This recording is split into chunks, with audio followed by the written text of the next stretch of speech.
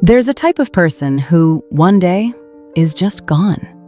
Not from one relationship, from almost all of them. The friend who used to text every day stops replying. The sibling who used to call every week goes quiet. The coworker who used to grab lunch starts eating alone. It's not one breakup. It's not one fight. It's a slow, quiet exit from nearly everyone at once. And the people left behind spend months asking the same question. What happened to them? And here's what nobody tells you. According to psychology, this isn't a person falling apart. It's frequently a person finally waking up. Stick with me, because by the end of this, you're going to understand exactly why this happens and why it usually has nothing to do with the people being left behind. Let's start with the obvious question. Why does this happen to so many different relationships at once? Friends, family, romantic partners, co-workers, all around the same time. If it were really about one specific person, you'd expect the withdrawal to stay contained. But researchers who study social behavior have found that this kind of broad, simultaneous pulling away is almost never about any single relationship.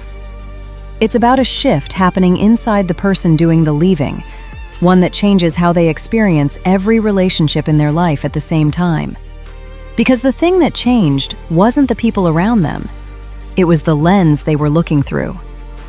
Here's what's actually happening psychologically, and it starts with something researchers call pattern recognition.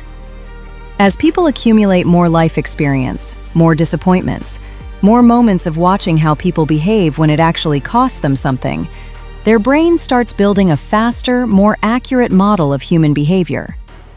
At first, this feels neutral, even useful. But eventually, it starts to feel almost impossible to turn off. The friend who only reaches out when they need something. The family member who shows up for holidays but disappears during hard times. The partner who says the right words but consistently acts differently.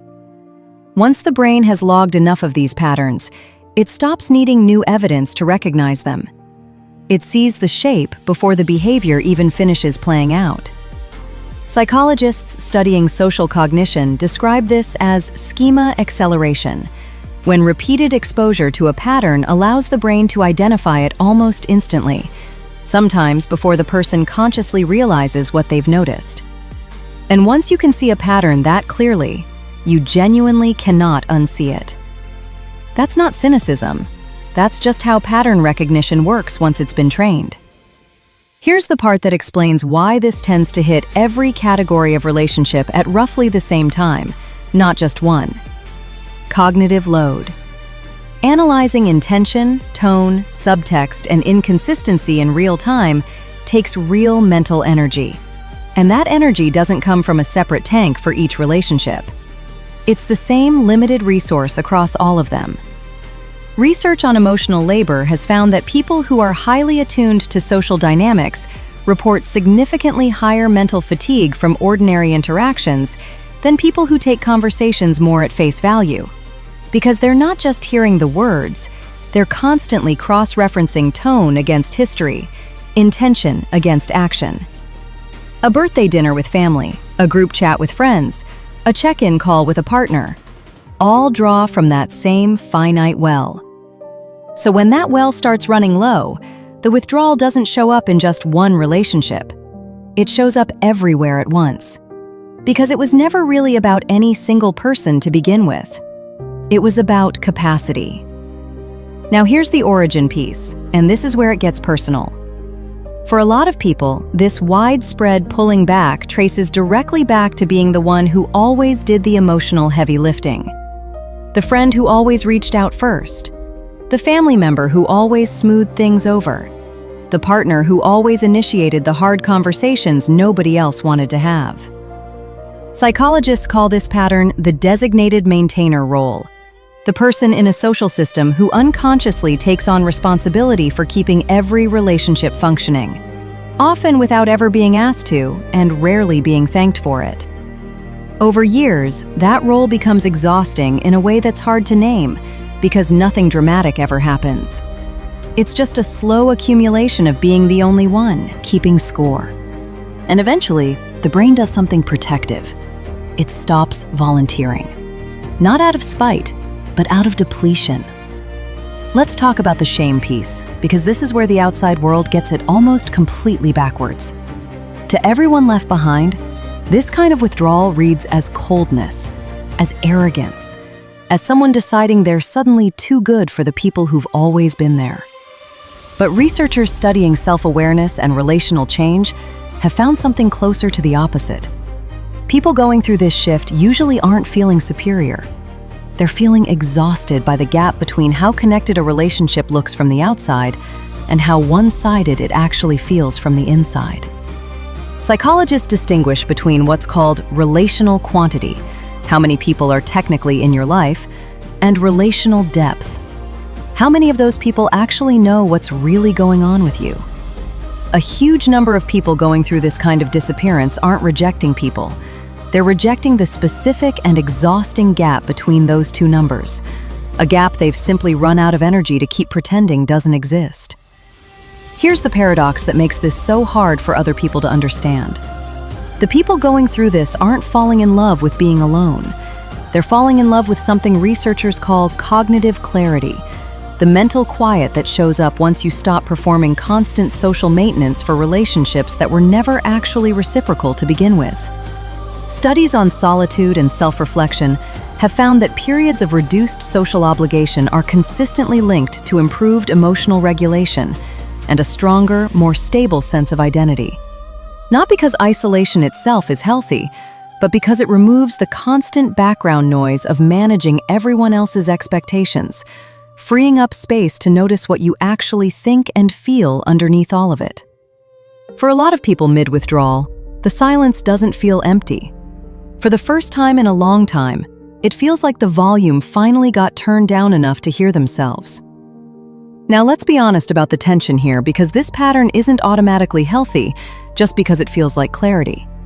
There's a real difference between someone stepping back deliberately, after real reflection, to build relationships around depth instead of obligation, and someone withdrawing from everyone as an unconscious avoidance pattern, quietly isolating because connection itself has started to feel unsafe, without any real plan to rebuild something better afterward. Psychologists sometimes distinguish these as intentional relational pruning versus avoidant withdrawal. The first tends to lead somewhere, toward a smaller circle that's genuinely deeper, more honest, more mutual. The second tends to lead nowhere, just an increasingly narrow, increasingly isolated life with no rebuilding attached to it at all. So here's the real question worth sitting with, if this sounds like you. When you picture your life with fewer people in it, does that image feel like relief? Like room to finally build something more honest? Or does it feel like fear of ever being disappointed again, dressed up as a preference? If it's the first, you're likely in the middle of a genuinely healthy recalibration. If it's the second, that's worth being honest with yourself about. Not because wanting space is wrong, but because avoidance disguised as boundaries tends to leave a person more isolated over time, not more at peace. But let's get back to the people who've gone through this shift in a healthy way, because there's something worth respecting in it. Research on decision-making and social investment has found that people who become genuinely selective about where they spend their emotional energy report significantly higher relationship satisfaction in the connections they keep, even though the total number of people in their life shrinks. Fewer relationships, but far less performance inside each one. Psychologists sometimes call this the quality substitution effect, the finding that a smaller number of high-depth relationships tends to produce more measurable well-being than a larger number of shallow ones, even though our culture is built almost entirely around praising the size of someone's circle rather than its depth. There's a piece of neuroscience that supports this too. Studies on close relationships have found that deep, trusted connection activates the brain's reward circuitry in a way that surface-level social interaction simply doesn't replicate at the same intensity, even when the surface-level interaction happens far more often. In other words, 10 shallow conversations a week don't add up to the same psychological payoff as one honest one. For people who've recalibrated their relationships around depth, this isn't a sacrifice. It's an upgrade they didn't know was available until they stopped spreading themselves across everyone equally. Let's zoom out because this connects to something bigger about how we culturally measure connection. We tend to treat a full contact list, a packed social calendar, a group chat that never goes quiet, as proof of a rich life. But researchers studying loneliness have found something counterintuitive and important: that people can be surrounded by others constantly and still report intense loneliness.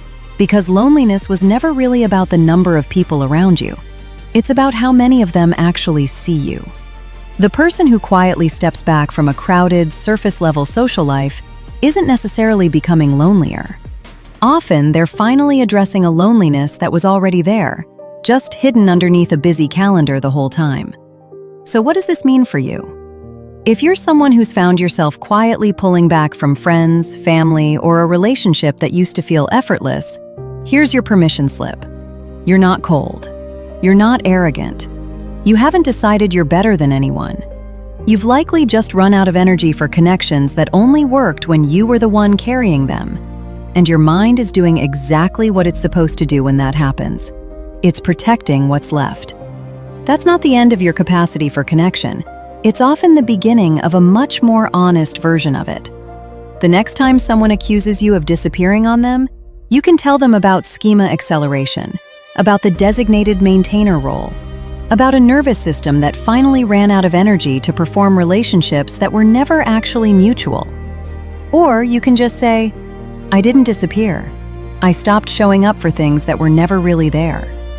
That usually ends the conversation pretty quickly. If this explained something about your own life you never had the words for, don't scroll yet. There's a follow-up breaking down why some people can forgive almost anything except being taken for granted. And it comes from that exact same well of energy we just talked about running dry. I'll see you there.